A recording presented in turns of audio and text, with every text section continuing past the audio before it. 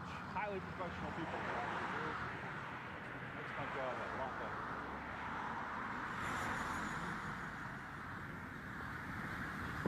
Yeah, I give you a VO, SOT, and then there's this.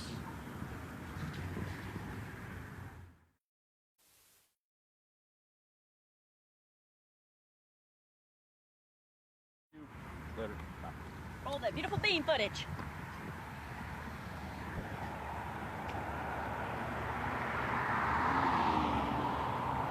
I assume you have the keys as well, huh? I do. Okay, good.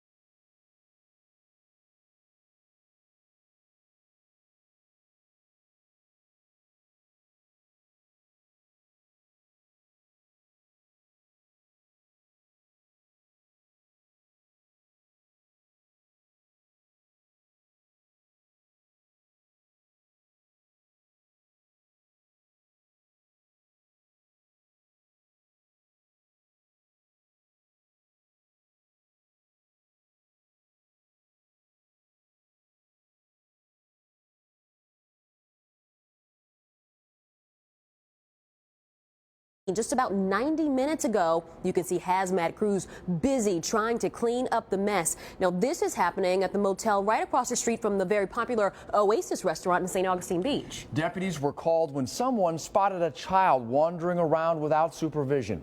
With the late-breaking details on the rescue of 2 children, let's get right to Action News Jack's Erica Bennett. Erica.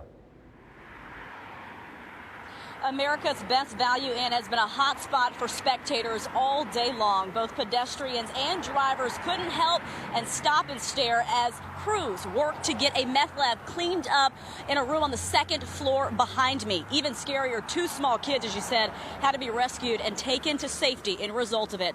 Sky, Action News Jax, the only news helicopter in town, went up this afternoon to give you an exclusive overhead view.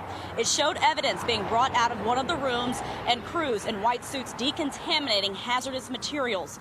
On the ground, we saw St. Johns County Fire Rescue, the Sheriff's Office, and a canine unit all working together. Now, according to the Sheriff's Office, Brian Gibson and Jessica Gibson were charged with production and possession of meth, possession of drug paraphernalia, maintaining a drug dwelling, and child neglect. This morning, a witness noticed a small child wandering in the parking lot without parental supervision and took them to the front office. The clerk then called the Beach Police Department, and an investigation got underway. They found lab materials, and both that toddler and an infant were handed over to DCF.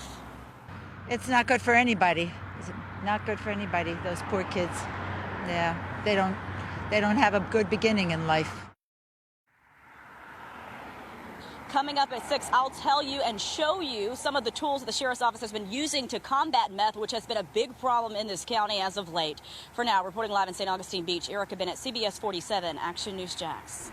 And as you heard Erica said, a big problem. That is the 2nd meth bust in St. Johns County today. A local woman is accused of running a meth lab out of a home near 2 local schools in World Golf Village. Deputies discovered the operation on Passetti Road this morning. It's just a half a mile from Passetti Bay Middle School and less than a mile and a half from Mill Creek Elementary. The house is in a wooded area near the Mirabella community. Acting on a tip, deputies did a welfare check for 27-year-old Nicole Branson. They saw her through a window, and when she didn't answer, they went inside and found her asleep next to the materials to make meth. Neighbors say that this hits too close to home. It's really scary because these kids are an impressionable age. These are 6th, 7th, and 8th graders, and this is where they like to get into the kids, unfortunately. But investigators say Branson admitted to shooting up the drug this morning before she was taken into custody. We're learning new information about the boat explosion in Green Cove Springs that landed 2 men in the hospital. They were both badly burned. This is exclusive video you first saw on Action News Jax Saturday. Now we know one of the men recovering with 1st and 2nd degree burns is Stephen Glover, a local business owner. In all, 4 local boats were burned. About 2 hours ago, Action News Jax Sky Vision flew the marina in Green Cove Springs to show the aftermath. Action News Jax Ben Becker is live in Green Cove Springs. And Ben, you talked to one of the boat owners who lost everything in that fire.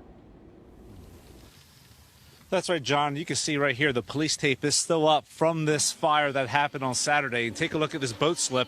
Take a close look. You can see the remnants of one boat still sunken in the water. And over here, take another look. This was a boat next to that one, charred beyond recognition. We need an ambulance! These are the massive flames that resulted from a boat explosion at the Green Cove Springs Marina Saturday. And this is what it looks like today from Action News Jax Sky Vision. You can see the boats sunken in the water and the burnt-up remains of one on the surface. What happened? Well, blew up. Jan Starkel's boat is the charred one and was docked next to the vessel that exploded and sank. He lost almost everything. I see a boat burning. I run inside, grab my dog, and get the hell out. That dog's name is Lucky. Do you feel lucky to be alive? Oh, yeah. I said, the hell with the boat. Stephen Glover wasn't so lucky. He owns nearby Monkey Fist Boat Parts Shop. Investigators say he, along with his employee, Randall Thompson, were trying to fix a fuel leak when Glover's boat exploded. Both suffered 1st and 2nd degree burns to their arms. Marvin Pettis works at Monkey Fist. We're still a little bit in shock. As for Starkel, his boat No Destination is no more as he figures out his next destination. What are you going to do? Not the first time. Not the first time, he says, but hopefully the last. The state fire marshal tells me the explosion appears to be accidental and nothing criminal was involved. Reporting live in Green Cove Springs, Ben Becker, CBS 47, Action News Jax. An alleged confession has led to the arrest in the murder of a missing mom. Sherry Prather disappeared back in 2012. Investigators now say she was with Johnny Wayne Johnson when surveillance video captured them leaving a local bar. Action News Jax Bridget Matter is live on the north side for us. And Bridget, this is something the family has been waiting for. And this is the last place that police say Sherry Prather was seen alive. I spoke with her mother earlier today. She says she's relieved that somebody has finally been arrested. A witness came forward and told detectives that Johnny Wayne Johnson confessed to them that he killed Sherry and that he put her body in the woods off of Braddock Road. Police say multiple confessions to murder led to the arrest of this man, 42-year-old Johnny Johnson. We were first to show you this surveillance video from 2012. You can see Sherry Prather milling around a motorcycle before getting on it outside the local bar Boots and Bottles. This is the last time Prather was seen alive. Police now believe the driver of that motorcycle was Johnson. Days later, Prather was reported missing by her mother. Investigators questioned Johnson after her disappearance. Police say Johnson told them he dropped Prather off at her home. A month later, November of 2012, Prather's body was found in the woods after a witness told police Johnson confessed that he had killed her. Police now tell us they watched Johnson closely for 4 years, all the while building a case against him. October of 2016, another witness came forward, also claiming Johnson confessed. According to the police report, after detectives told Johnson he was being charged in Prather's murder, he began banging his head on the table and fell to the floor. Police say Prather was shot, but the gun that killed her was never located. At 6, we speak with our law and safety expert and explain why it took so long for an arrest, even though Johnson was on JSO's radar. In the north side, Bridget Matters, CBS 47, Action News Jax. Only Sky Action News Jax can give you an exclusive look at the semi-crash that shut down part of 295 this morning. This was the scene near San Jose Boulevard just before noon.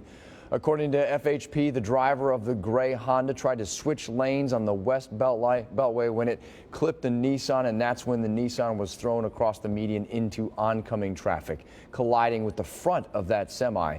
That truck then ended up across the other side of the median, and somehow through all of this, no one was seriously hurt.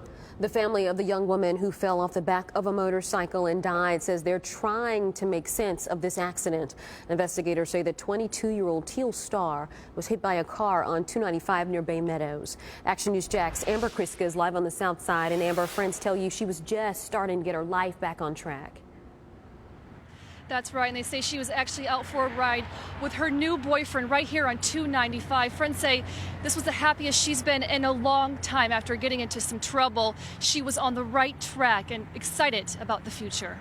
22-year-old Teal Star, a name Lindsay Robertson says could not have been more perfect. She was a star. Her best friend says while she looked like a star on the outside, she was known more for her star personality. Everyone loved her. She reached out to so many people. She touched so many people's life. Which is why Robertson can't make sense of it all. It was one of the hardest things to hear, and then for the way that it happened, I just don't understand it. Investigators say Star was riding on the back of a 2005 Yamaha motorcycle driven by her boyfriend when she fell off. Investigators believe she was then hit by a car. She was a fun girl. She had her fun times, but I just don't understand it. It's something Robertson may never fully understand, but she says Star left a lasting impact on her life. I just want her to know that I love her and that I'll always miss you and that she's going to always be with me. Troopers say Star and her boyfriend were wearing helmets. Her boyfriend was not injured. Now investigators are looking into whether alcohol was a factor. Reporting live on the south side, Amber Kriska, CBS 47 Action News Jax. New at 5, we now know 17 tips have come into Crime Stoppers in the mass shooting that killed a baby and 2 women and then hurt 2 other people as well. In the weeks since the shooting near Cleveland Arms Apartments, only a person of interest has been named. A SWAT standoff led to the arrest of David Anderson. He is charged with possession of a firearm by a felon. Khadijah Williams and her 11-month-old son, Tadashi, are expected to be remembered at a service Friday. The funeral is set for Saturday. They will be laid to rest at the Arlington Park Cemetery. The Jacksonville Sheriff's Office is using feedback from the community to come up with a plan to stop crime. Today, a group known as the Strategic Initiative Task Force released a report on how JSO can be more transparent, efficient, and have a better relationship with the community. Action News Jack's Russell Colburn tells us the group's 4 areas of focus. The task force examined 4 areas: transparency, community involvement, resources, and training, all ways the Jacksonville Sheriff's Office can improve. It's my honor to present to our Sheriff, the Honorable Mike Williams, our final Strategic Initiative Report. Sheriff? Thank you. All yours, sir. Monday, the Strategic Initiative Task Force presented its new report to Sheriff Mike Williams. A major focus came from the Community Engagement Committee, which challenged JSO to ensure every citizen in Duval County has at least one positive experience with police per year. We really talked about how both the Sheriff's Office and police officers can demonstrate kind of trust and respect for the community, and vice versa, how that's a two-way street. The Transparency Committee agreed with the body camera pilot program, which Williams says will start in the spring. They're also recommending citizen review boards, especially in the case of police shootings. Right now, JSO handles those investigations itself, but Williams says all ideas are on the table. We will address each and every recommendation in this report, and we will check back with the community. Task Force Lead Chair Tim Koss called this process unique. We looked at law enforcement through a different lens than we ever had before. And Williams is optimistic about where it will take us. What I'd hope to see are some ideas in here that we haven't thought of yet. That's really what I'd hope to see.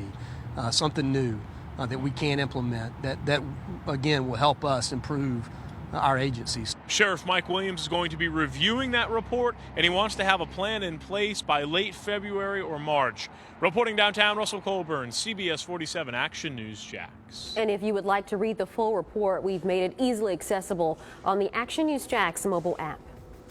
And from the First Alert Weather Center, I'm Chief Meteorologist Mike Burrish. A pretty afternoon, but certainly chilly, and it will drop off quickly this evening. We're near 60 degrees now. Just how cold it will be in the morning. Look ahead to your Thanksgiving Day. In the First Alert forecast in minutes. A local toddler gets broken bones while in a babysitter's care. She was hog-tied, and that explains why she had the burn, like a burn up on her neck.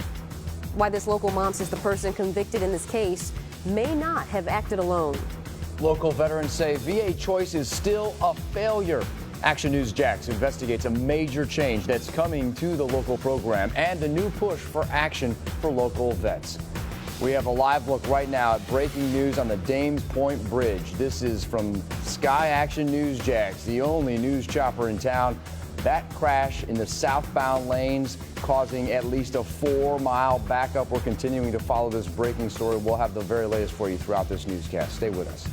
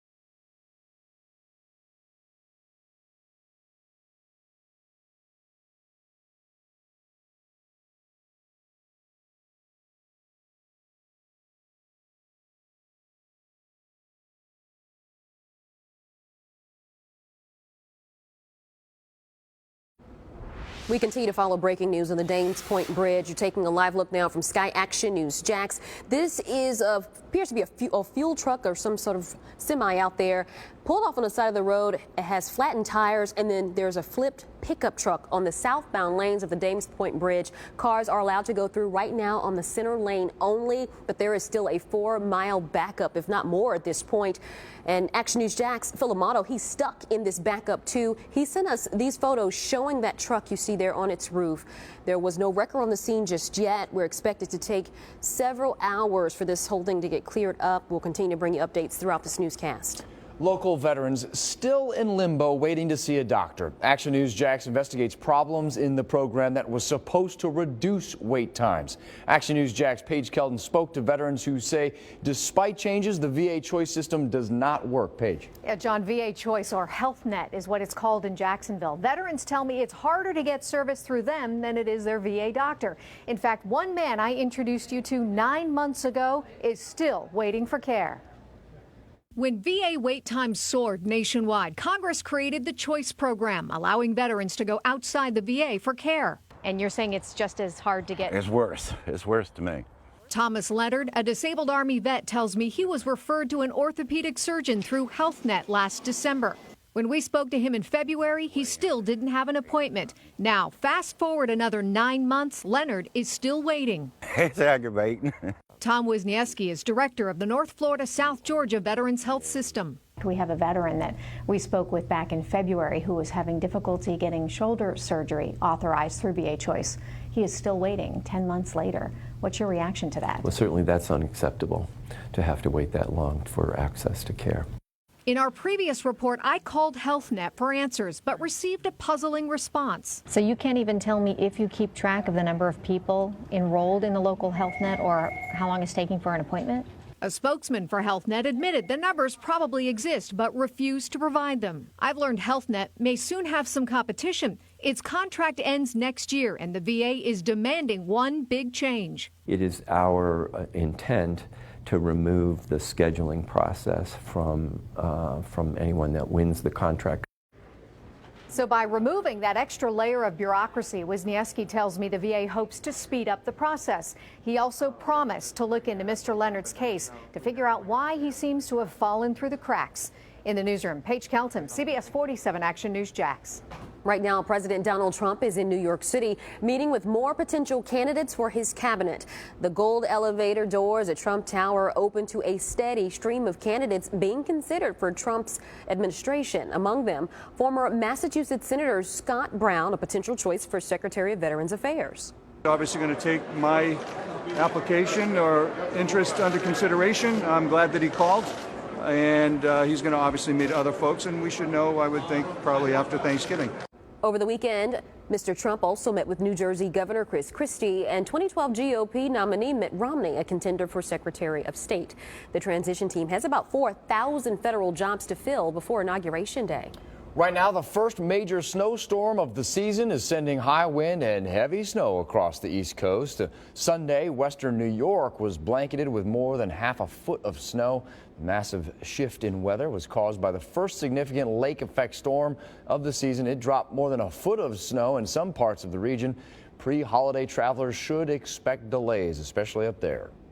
Now, your first alert forecast. And it feels like we're getting our own taste of winter. Yeah. And it's going to go through the night and into the morning. A chilly night tonight. It's the same system that's affecting the Northeast. It's drawing that chilly air down an hour away. So check it out. These are your numbers for tomorrow morning. Now, it looks like tonight we stay a little bit above freezing versus last night when quite a few spots west of I-95 dipped to or below 32 degrees for the first time this year and for the first time since for the first time this season and the first time since late March. Mid to upper 30s, basically west of I-95. Tonight around 40 degrees near the I-95 corridor. Of course, areas near the St. Johns River will be quite a bit milder, as will be the beaches where it'll stay 50 plus. In fact, a little bit of an onshore east wind may allow those temperatures at the beaches to go up overnight, late tonight after midnight, and could be well into the 50s by early tomorrow morning, versus inland spots here from Waycross to Lake City, McClenny, Gainesville, and Stark that'll hover very near freezing for a time late tonight into early tomorrow morning, maybe a bit of patchy frost, and then milder temperatures the more east you get, and of course the closer to the water.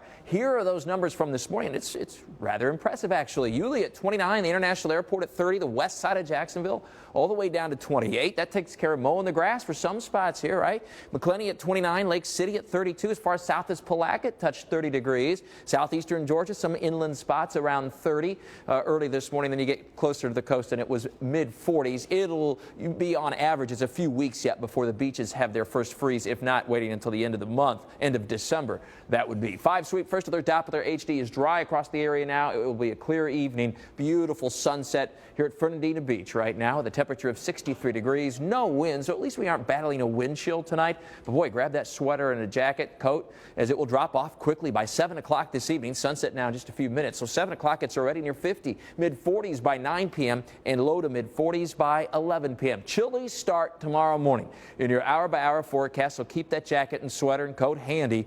But it will start to moderate. Those temperatures will as we go through the day, largely thanks to an onshore east wind. There may be an isolated shower by tomorrow night and Wednesday near the coast. You can see those few showers moving inland every once in a while. This will not, however, be significant rain or widespread rain. This is not going to really help out with the very dry conditions, but there could be an isolated shower through Wednesday with that onshore east wind, and the temperatures will then start to warm. So Brunswick to St. Mary's to Mayport to Ponte Vedra to St. Augustine will make it up to near 70 or so tomorrow before dropping off a little bit with that onshore east wind. Waycross to Kingsland and Sanderson, Hilliard, Stark, and Palatka, and Lake City will all manage to see quite a recovery. Nearly 40 degrees tomorrow, from low to mid-30s early in the morning to low 70s in the afternoon. And Jacksonville to Arlington and Orange Park, Nocatee to Green Cove Springs will get up to around 70 degrees. So the Burrish bottom line for your week ahead, a warming trend will be mostly in the 70s. Only an isolated, especially coastal shower a possibility, but no significant rain this week for most areas. And Thanksgiving Day looks pretty nice. Partly cloudy skies, and it'll be mild, as you can see here in your 7-day forecast. How about temperatures not far from 80 degrees? So really quite a ride here from the upper 30s tomorrow morning to the upper 70s by Thursday. Your weekend always in view in the First Alert 7-day forecast, and it still looks mild in the low to mid 70s. ActionNewsJax.com for all of your latest First Alert weather. New at 5, their devices that could be the difference between life and death for local students. Action News Jax uncovers the reason dozens are missing from local schools. Dodging danger while shopping, the potentially deadly threat you could face at the mall this holiday season. All new, next at 5. Her bones broken while in a babysitter's care. She was hog-tied, and that explains why she had the burn, like a burn up on her neck. This local toddler's remarkable recovery and how long that babysitter will now spend behind bars. Next at 5 on CBS 47 Action News Jax.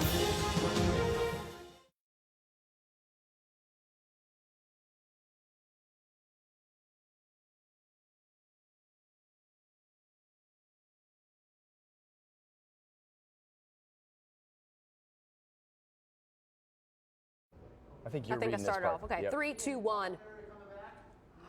Right now on Action News Jax at 6, 2 suspected meth lab busts in St. Johns County. One of them had children near the dangerous chemicals. We show you the tools deputies used to track the suspects and the drugs. Start over. 3, 2, 1. Right now on Action News Jax at 6, 2 suspected meth lab busts in St. Johns County. One of them had children near the dangerous chemicals. We show you the tools deputies use to track the drugs and the suspects. Plus a holiday travel warning. The one thing you can do to protect your identity when you fly. And a man arrested for murder 4 years after a local woman was found dead in the woods. We ask our law and safety expert why it took so long to make that arrest when investigators had a suspect the whole time.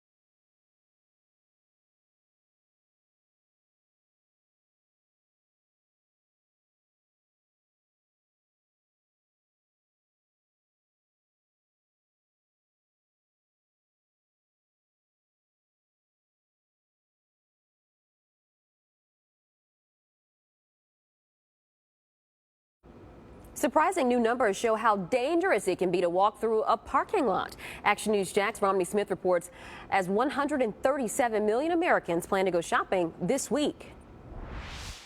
The National Safety Council says up to 2/3 of drivers might not be watching out for you while they're looking for somewhere to park. Wisconsin police released this video of a driver who lost control of his van, slamming into 9 cars before coming to a stop. Amazingly, no one was seriously injured. The National Safety Council says on average, at least 60,000 people are injured and 500 or more die in 50,000 parking lot and garage crashes every year. It's just as dangerous to be distracted in a parking lot going 5 miles an hour as it is to be going 50 miles an hour. On average, 51 deaths a year occur when the driver is backing up, so it's worth that extra look. In the newsroom, Romney Smith, CBS 47, Action News Jax. New at 5, a baby critically hurt while in her babysitter's care. Where she is today in her recovery, and what her mom says about her babysitter's jail sentence. Technology to save children before medics arrive. They told me I would be dead by the time I was 19. Action News Jax investigates why life-saving devices are missing from dozens of local schools. A big help for a local woman battling lupus, and it comes in a tiny home. How she's getting expert help to make it easier to deal with her condition.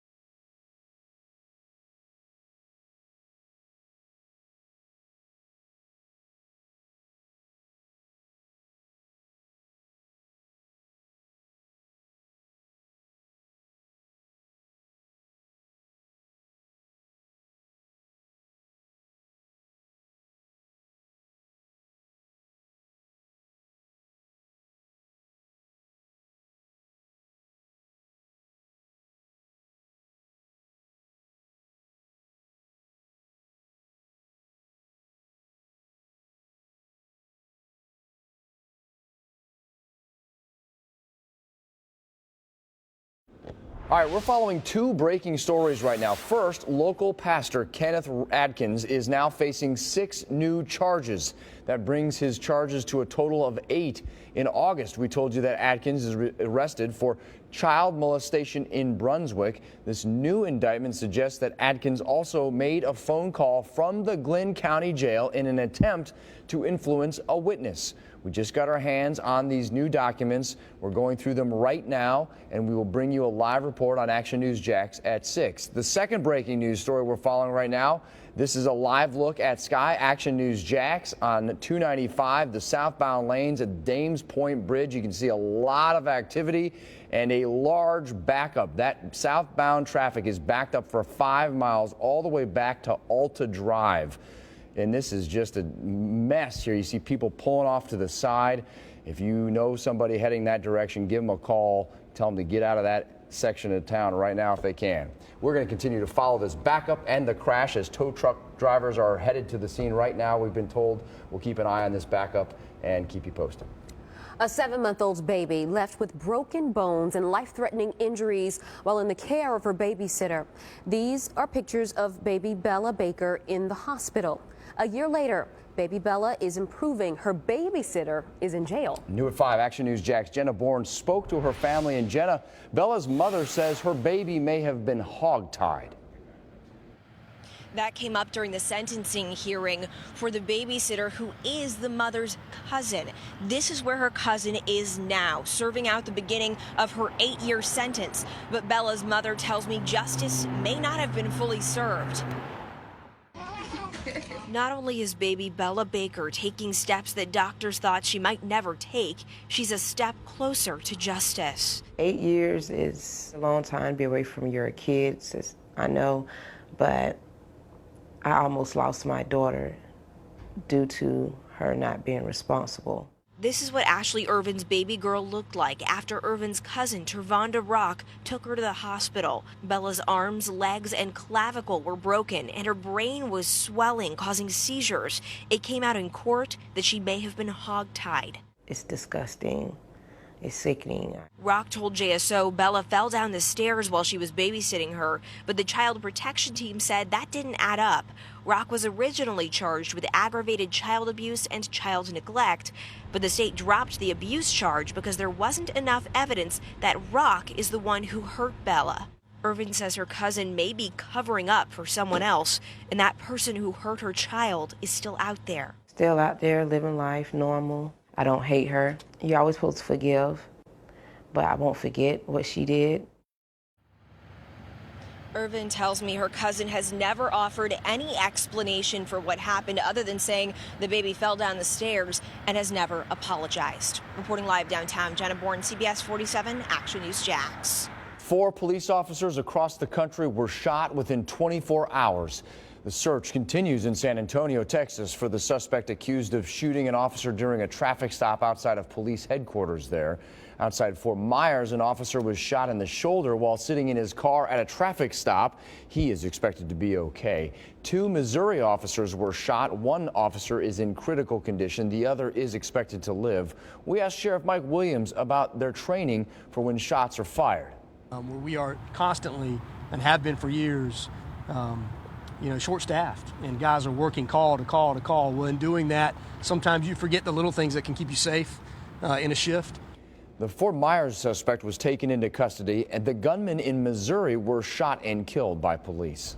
One of the busiest travel weeks of the year is upon us. We are talking about Thanksgiving. Now, AAA estimates more than 1 million people will travel for Thanksgiving compared to the last one. Action News Jax George Colley joins us live from Washington. And George, low gas prices and an improving economy are being credited for the increase of travelers this year.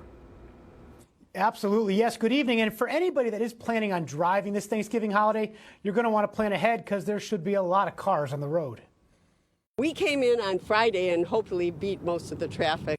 Bob and Vicky Zanello of Chicago are breaking with their tradition of staying home and traveling this Thanksgiving.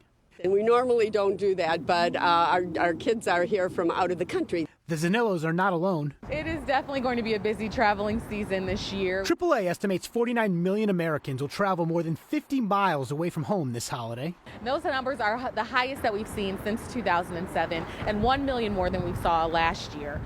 AAA cites the improving economy and gas prices remaining low as main factors for why more people are driving to visit their loved ones. The average cost for a gallon of gas in the Sunshine State is about $2.10. It's about 3 cents higher than it was last Thanksgiving, but the numbers are expected to go down by Christmas. AAA expects to help 370,000 stranded drivers in the next week. The most common causes for calls are help with blown out tires, batteries needing to be charged, and drivers locked out of their cars.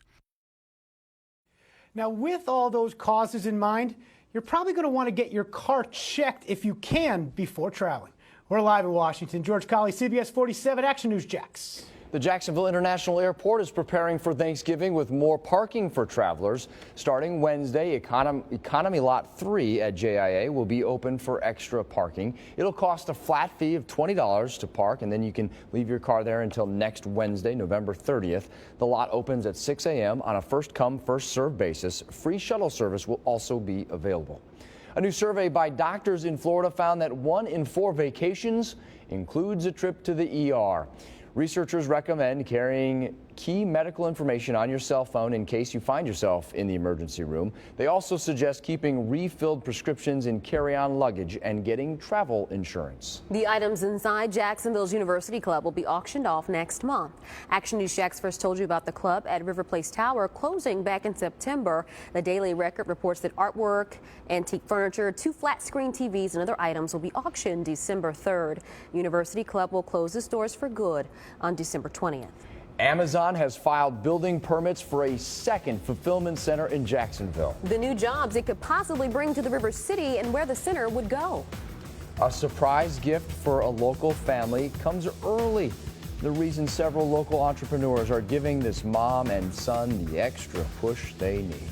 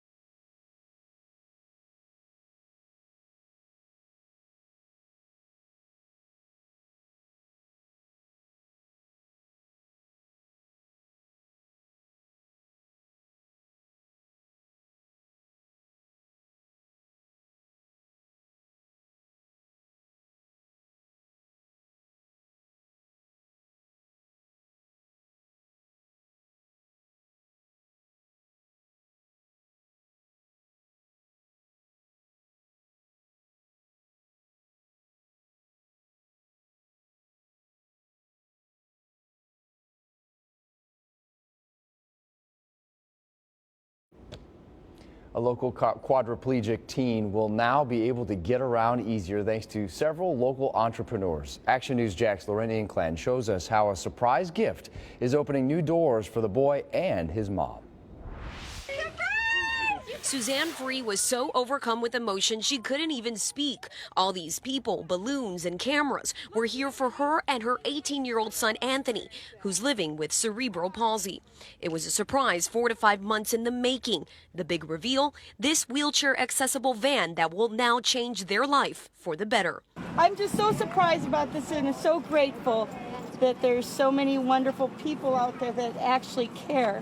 It was kept under wraps, known only as the Anthony Strong Project. After Anthony surfs, he likes to put his dukes up and says, Anthony Strong, and he is. He's a tough guy, and he's a quadriplegic, and he's out there surfing. Jim Shields and Brian Scrone say it was a group effort that came together after learning what poor conditions their van was in, even becoming dangerous and unreliable. His mom is an unsung hero. I mean, what you saw what she does just to get him in and out of the van. They broke down on the way here. I mean, you can't script that kind of thing. So they raised $35,000 purely through word of mouth and social media. The new van comes complete with a ramp that takes Anthony right into a comfortable spot with enough headroom. We might be able to get to appointments on time. But those who know this family tell us it's the Frees who have given them so much to be thankful for. She's been an inspiration to us, and no one deserves it more than she does. Lorena Inclan, CBS 47 Action News Jax.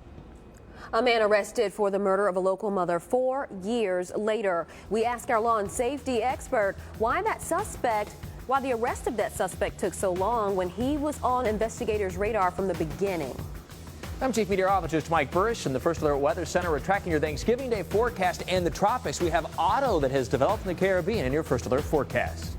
Plus, technology to save children before medics arrive. They told me I would be dead by the time I was 19. Action News Jax investigates why life-saving devices are missing from dozens of local schools.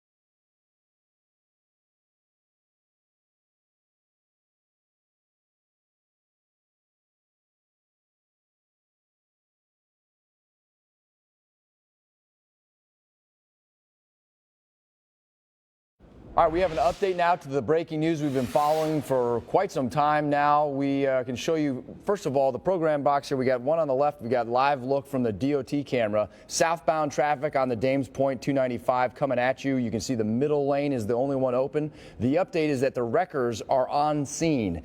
On the right-hand side of your screen, Phil Amato took this picture of the truck that flipped on the median there. That's the southbound lanes right there. So the wrecker's working to flip that truck up and take it off.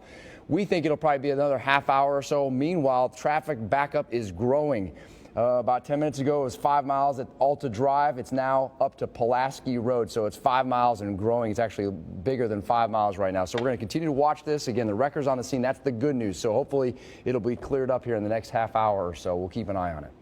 An Action News Jax investigation reveals life-saving equipment is not available at all Duval County public schools. Our Romney Smith has been digging into the data, which shows us which schools have this technology and why others don't.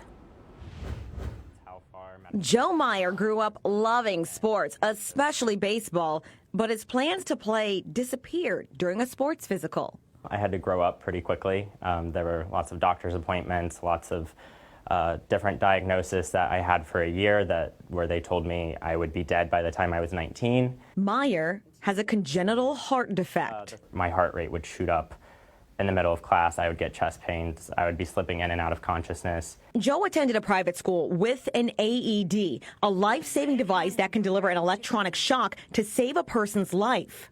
Analyzing heart rhythm. Shock advised. Shock delivered. Begin CPR.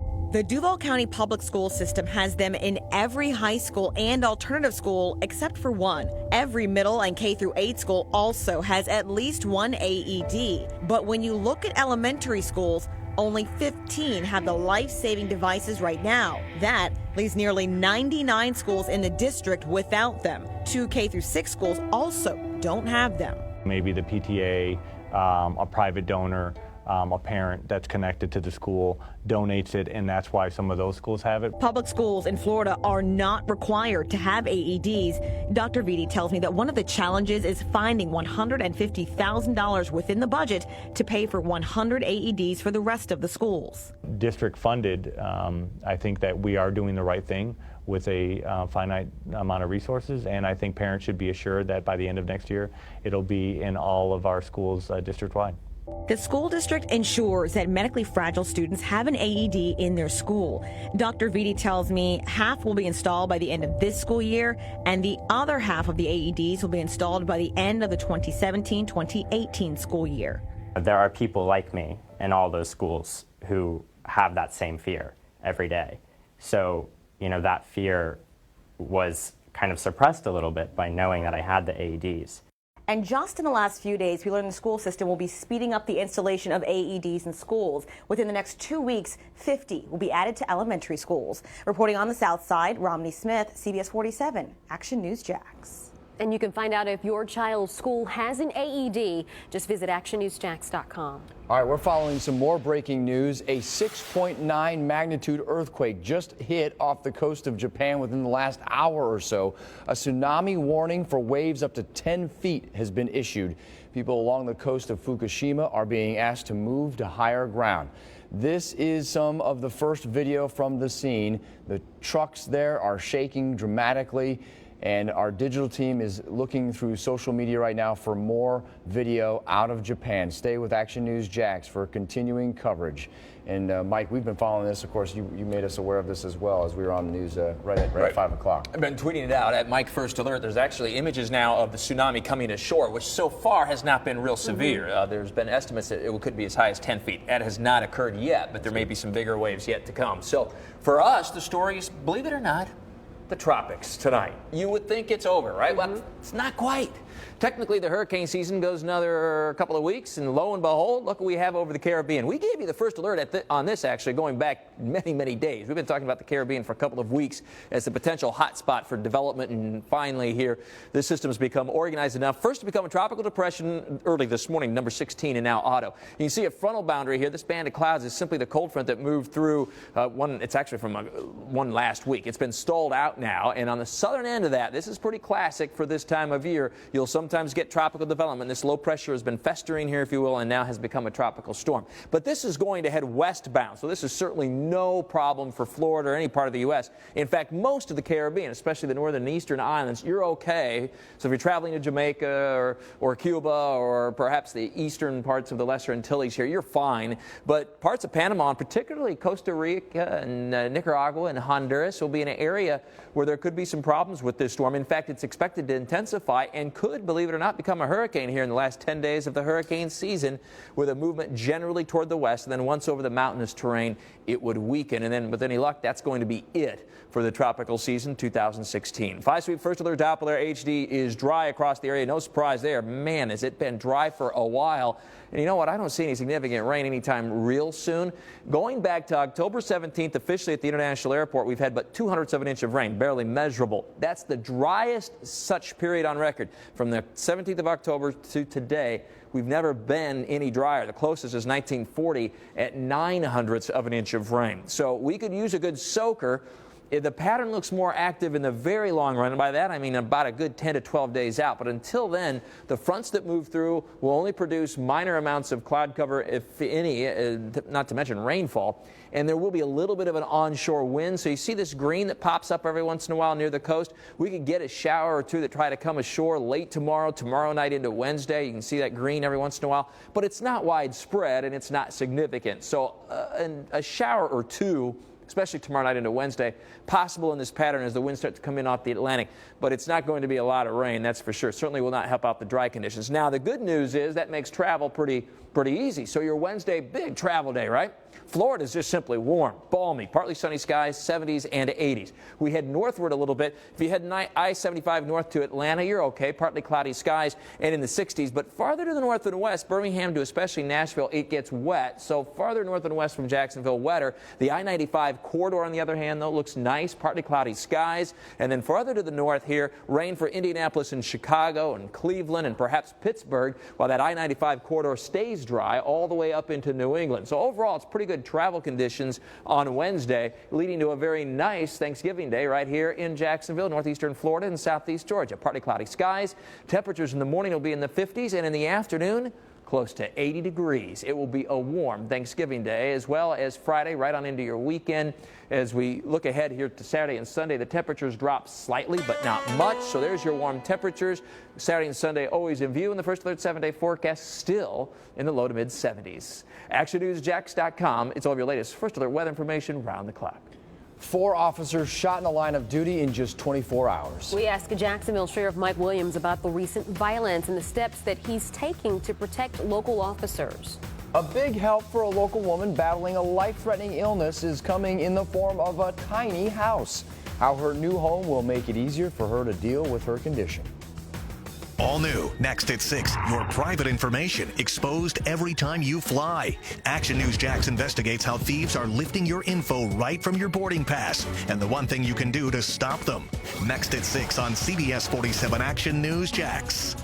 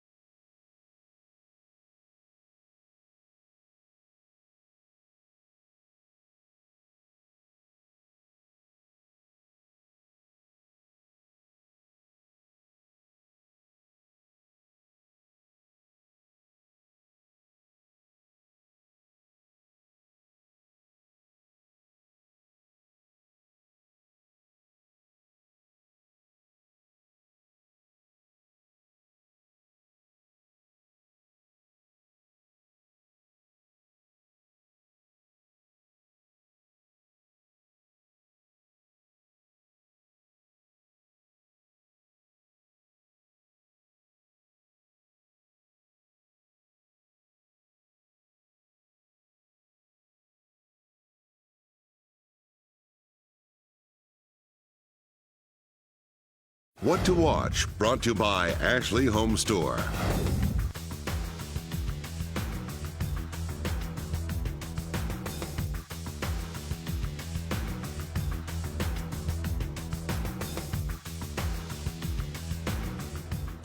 Help is coming for a local woman battling lupus. Action News Jack's Amber Kriskus shows us how a tiny house like this could make a big change in her condition and make it easier to manage.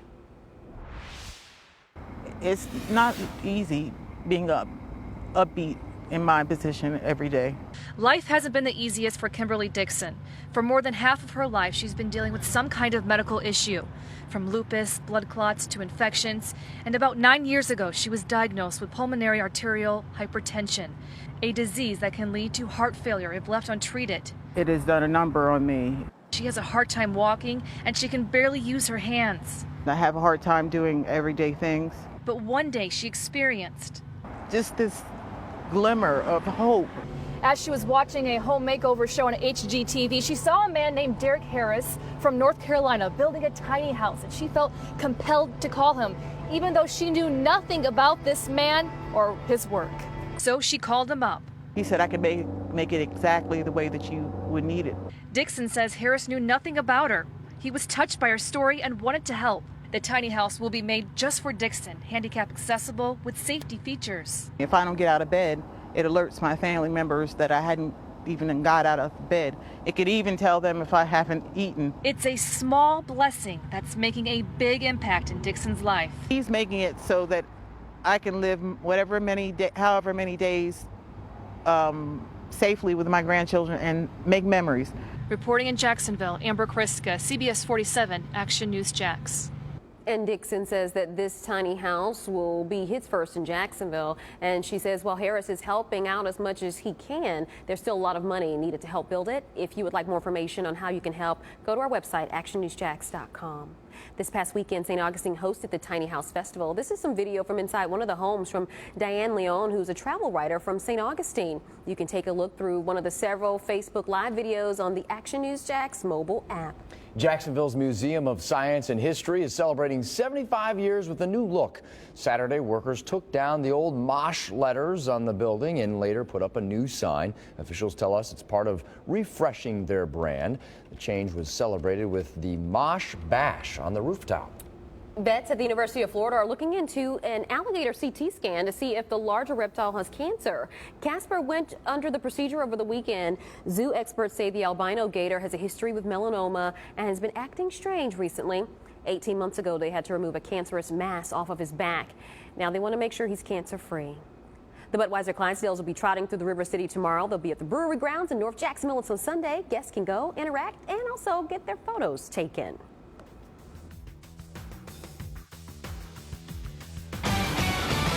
Right now on Action News Jax at 6, 2 suspected meth lab busts in St. Johns County. One of them had children near the dangerous chemicals. We show you the tools deputies use to track the drugs and the suspects.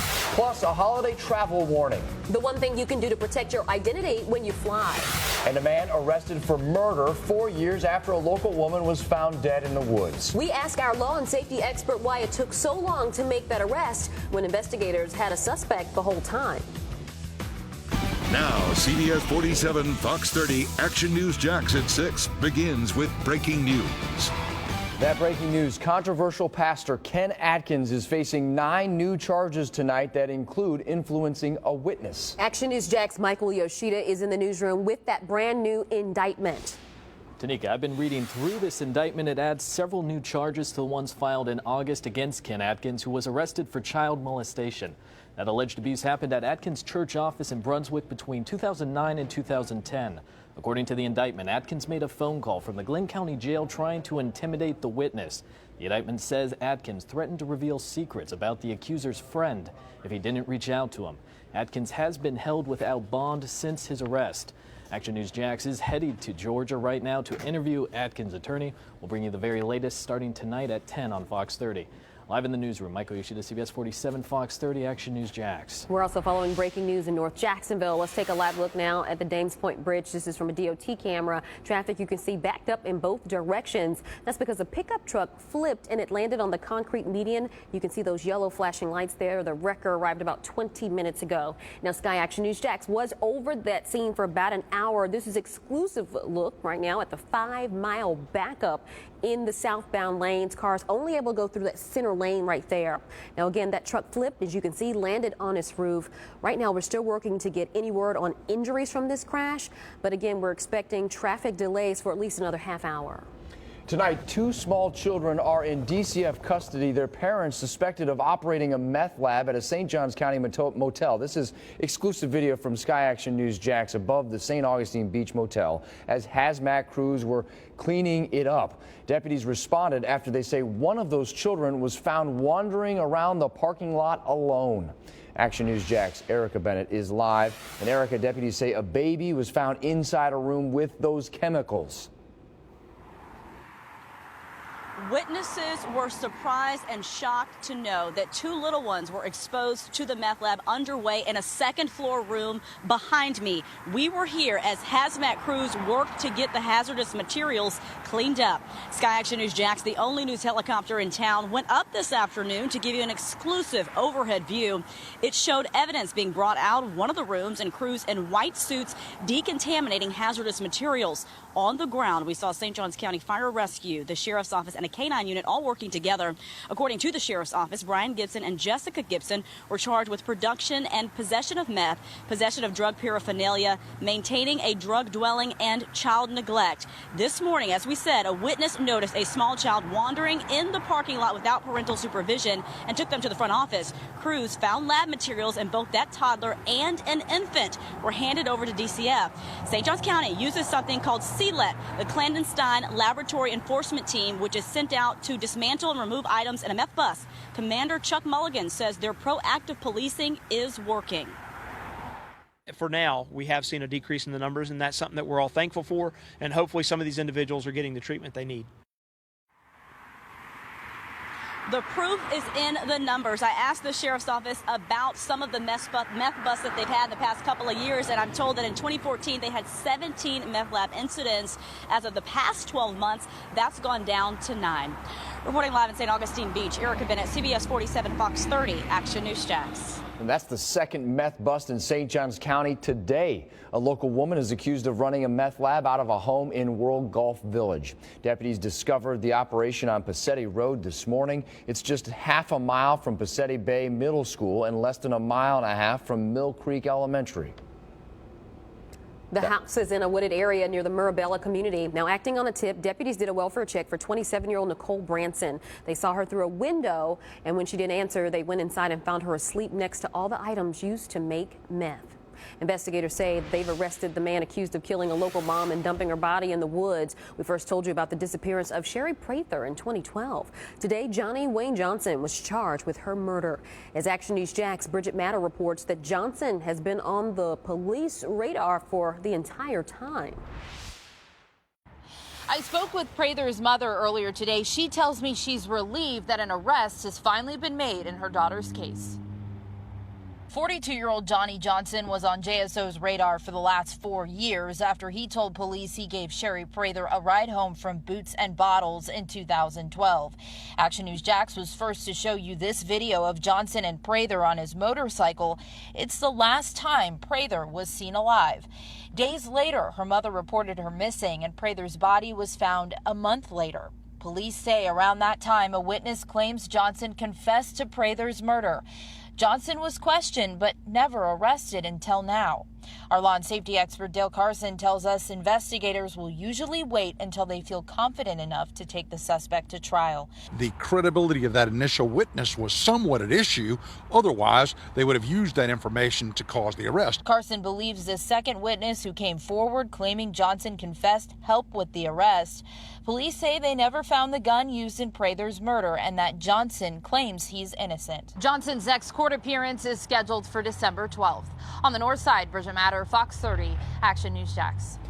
Tonight, 2 people are recovering at the UF Health Burn Unit in Gainesville after this explosion at a boat marina. Action News Jax first showed you this exclusive video Saturday from the Green Cove Springs Marina.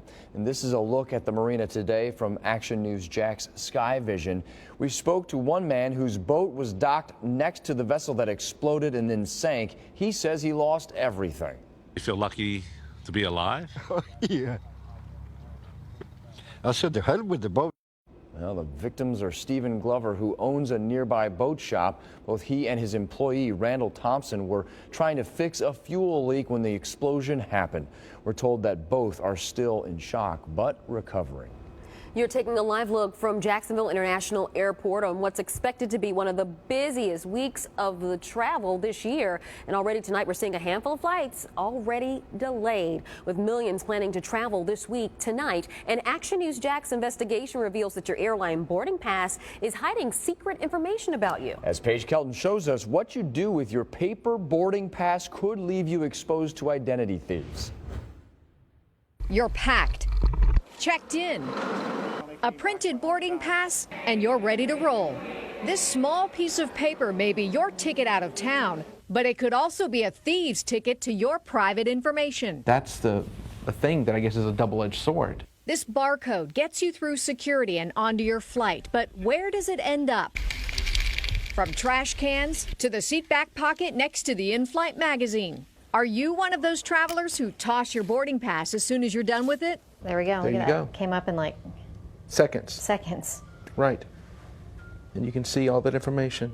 Using one of a dozen free QR barcode scanner apps, it took seconds to get access to the information on this boarding pass. Name, flight number, locator, and in some cases, birthdays and frequent flyer numbers. And again, you're just giving, what I call predators more information to hurt you. Armed with your account number, name, and record locator, a hacker could gain access to your airline account and possibly your credit card information. When you're done with your boarding pass, what do you usually do with it? After I've gotten my luggage back, I throw it away. Where do you throw it away? Just in a trash can? Throw it in a trash can. Did you know that this barcode, if someone were to get your ticket and scan it, it can contain some personal information? No, I had no idea.